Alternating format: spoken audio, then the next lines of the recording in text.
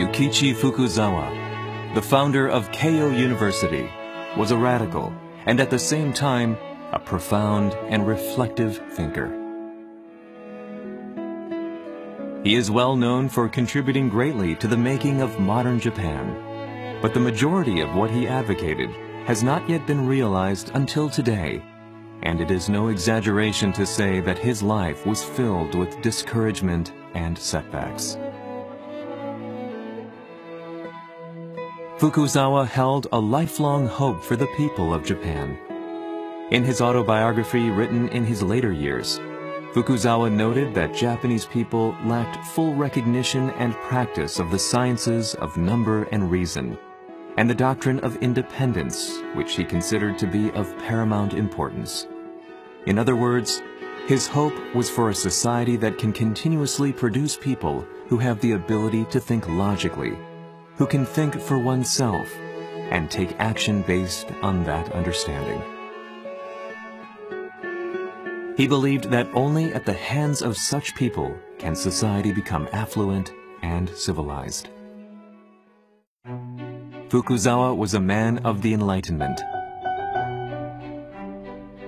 Born into a low-ranking samurai family, Fukuzawa was keenly aware of the humiliation felt by those who were looked down upon, as well as of the disparity in access to information.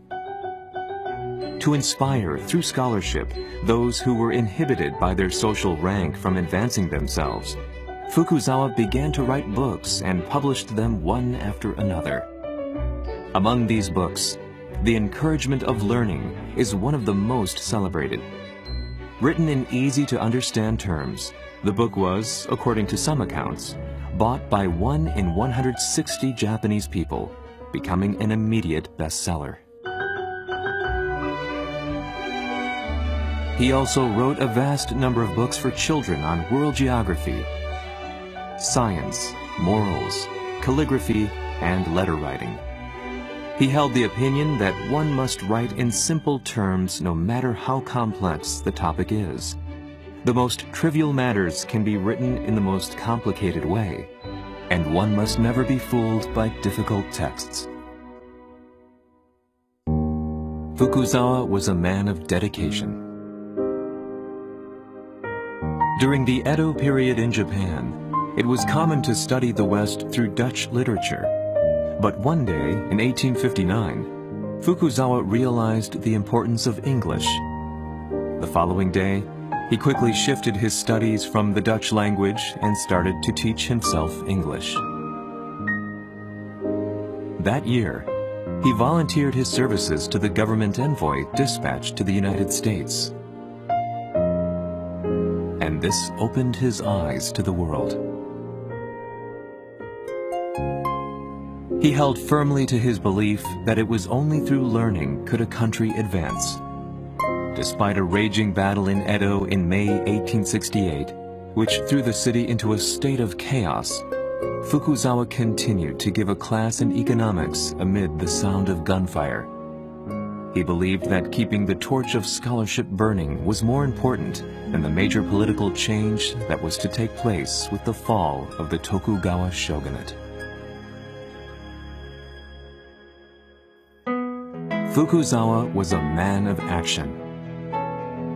There is a telling anecdote about Fukuzawa that during the time he was proactive in trying to rid Japanese society of the traditional class system, he would go out of his way to wear clothes worn by the lower classes and would purposely lay around on the floor when meeting people of high rank.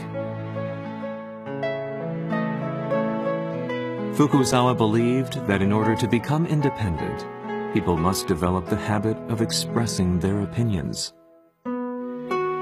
Along with his students, he trained hard in delivering Western-style speeches and built a dedicated hall in which Fukuzawa initiated the art of public speaking in front of a large crowd. From there, Western-style public speaking spread throughout the country and played a significant role in the freedom and people's rights movement of Japan. Fukuzawa was adamant that the management of Keio remain in the private domain. This was putting into practice his belief of not being dependent on the government and living a life of personal independence. Yukichi Fukuzawa was one of the most dedicated educators and ardent enlighteners of his time. His unfinished legacy lives on at Keio University, where knowledge and wisdom is cultivated for tomorrow.